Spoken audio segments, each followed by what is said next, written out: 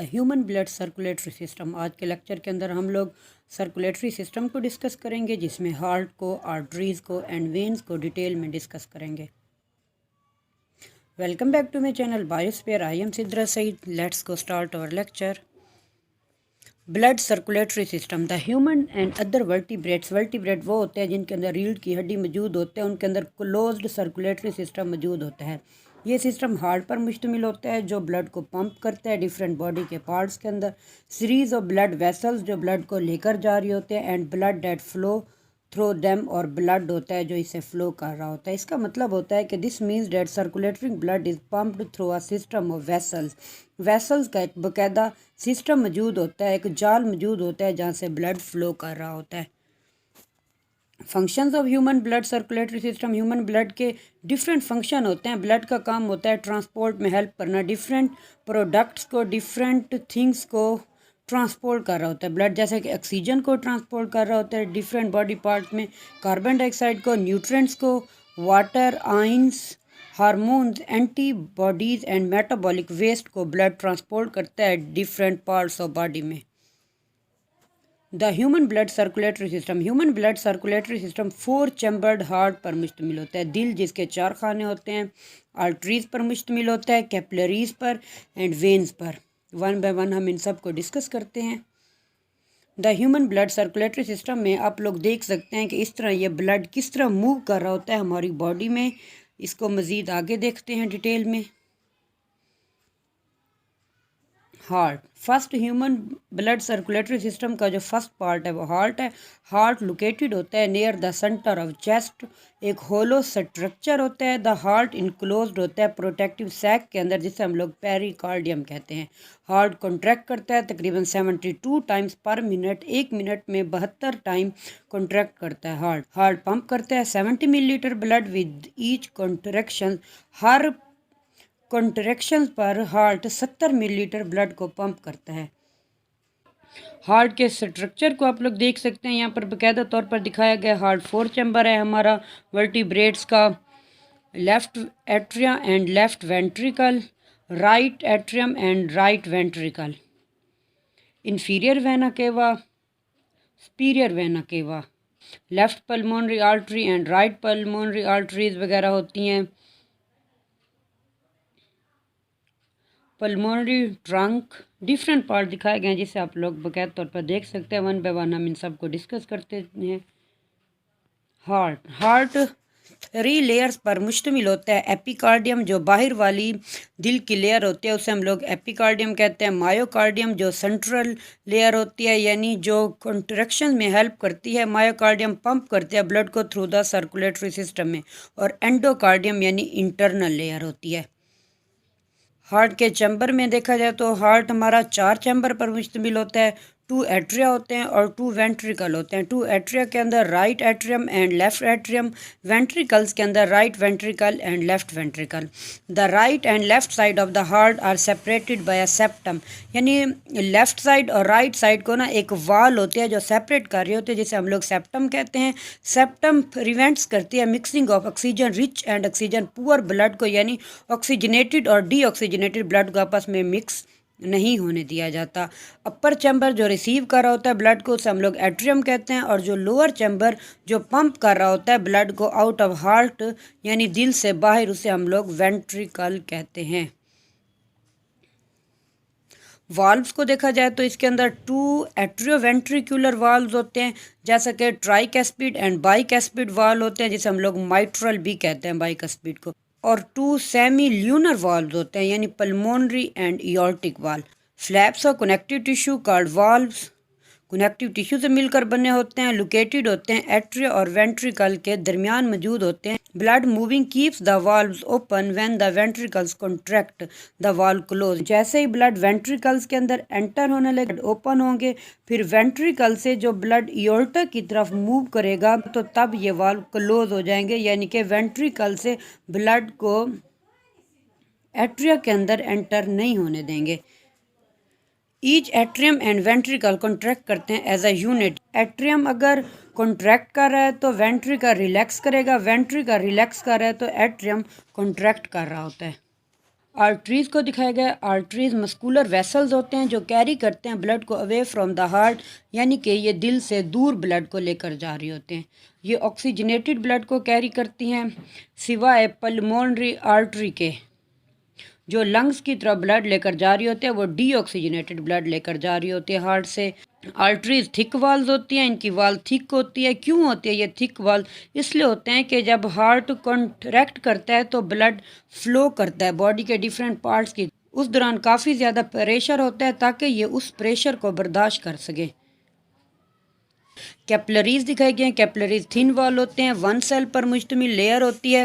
Vessels होते हैं, ये क्या होते हैं? ये अराइज होते हैं फ्रॉम आर्टरियोल्स, यानी कि टिन्नी आर्टरीज से ये अराइज हो रही होते हैं, वहाँ से निकलती हैं और कैपलरीज बेड्स बनते हैं, यानी कैपलरीज का एक पूरा जाल बन जाता है। तमाम एक्सचेंज जो ब्लड के दरमियान और सेल्स के दरमियान अक्कर होती है वो कैपलरीज से ही होती है। इम्पॉर्टेंट होते हैं कैपलरीज इसलिए क्योंकि ये ना ब्रिंगिंग करते हैं न्यूट्रिएंट्स को और ऑक्सीजन्स को टिश्यू में लेकर आते हैं और एब्जॉर्ब करते हैं कार्बन डाइऑक्साइड को एंड अदर वेस्ट प्रोडक्ट्स को, यानी वो बॉडी के वो पार्ट्स, वो जगह जो इतनी ब्रीक होती हैं जहाँ पर आर्टरीज और वेन्स नहीं पहुँच सकती, तो वहाँ पर कैपलरीज एंटर होती हैं जो एक्सचेंज करने में हेल्प करती हैं ब्लड को एंड अदर न्यूट्रिएंट्स वगैरह को लेकर जा रही होती हैं, वहाँ तक पहुँचाती हैं। कैपलरीज कंपोज्ड होते हैं इंटरलॉकिंग सेल्स पर मुश्तमिल होती हैं। ये वन सेल थिक होते हैं। न्यूट्रिएंट्स, आयंस, वाटर, ऑक्सीजन जो डिफ्यूज़ होते हैं वो कैपलरीज के थ्रू हो रहे होते हैं। ब्लड मूव कर रहा होता है कैपलरीज से वेन्यूल्स के अंदर, और इस तरह यानी ions, water, carbon dioxide, metabolic waste and nutrients from intestine वगैरह वहाँ से पिकअप करते हैं या डिफरेंट सेल्स तक पहुँचा रहे होते हैं। ये सारा कुछ कैपलरीज कर रही होती हैं। Material leave the capillaries by 3 mechanism.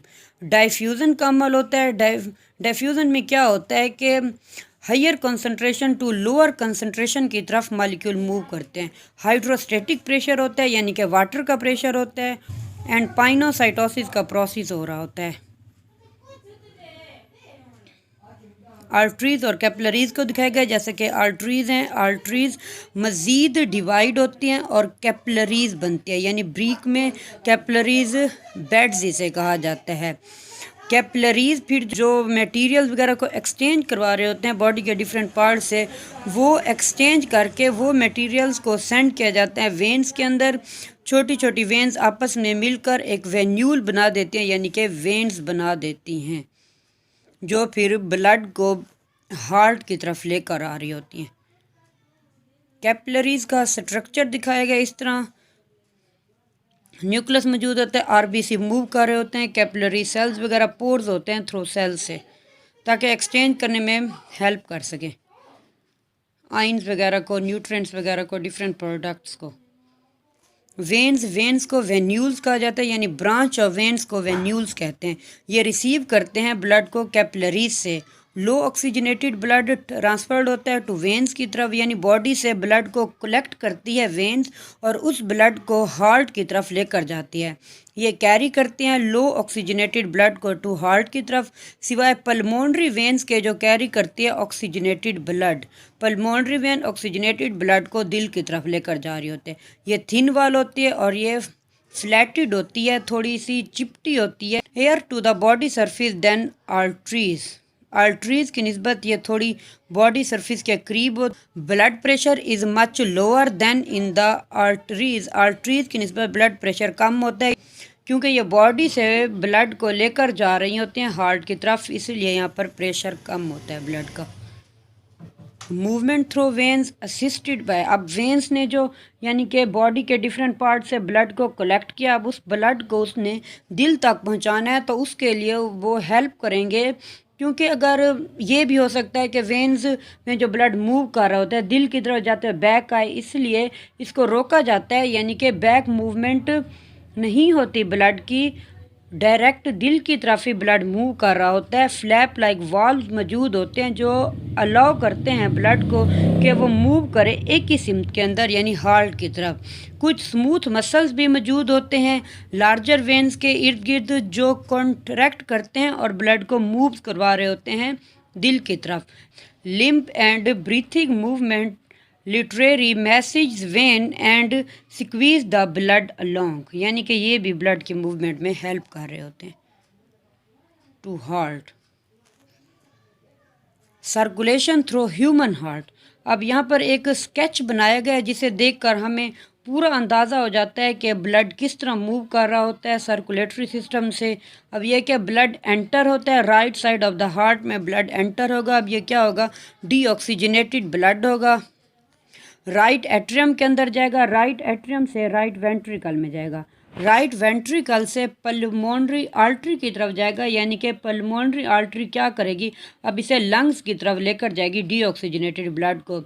वहाँ से एल्वियोलाई जो लंग्स के होते हैं उसमें एंटर होगा, एल्वियोलाई से ऑक्सीजनेटेड ब्लड होगा, ऑक्सीजनेटेड ब्लड अब पल्मोनरी वेन्स में आएगा, पल्मोनरी वेन्स उसे लेफ़्ट साइड के एट्रियम में लेकर आएंगी, लेफ़्ट एट्रियम से लेफ़्ट वेंट्रिकल में जाएगा, लेफ़्ट वेंट्रिकल से ब्लड इयोल्टा के थ्रू दिल से बाहर निकल जाएगा, यानी हार्ट से बाहर मूव करेगा, flow to the body, body के डिफरेंट पार्ट्स की तरफ मूव कर जाएगा। यहाँ पर आप लोग देख सकते हैं deoxygenated blood from the body enter होता है वेंट्रिकल एट्रियम में, एट्रियम से वेंट्रिकल, वेंट्रिकल से फिर पल्मोनरी आर्टरी के अंदर जा रहा होता है। यहाँ से लेफ़्ट साइड पर दिखाया गया ऑक्सीजनेटेड ब्लड पल्मोनरी वेन्स लेकर आते हैं एट्रियम के अंदर, वहाँ से वेंट्रिकल्स के अंदर आता है, वेंट्रिकल से फिर इस तरह इयोल्टा से मूव कर जाता है ब्लड।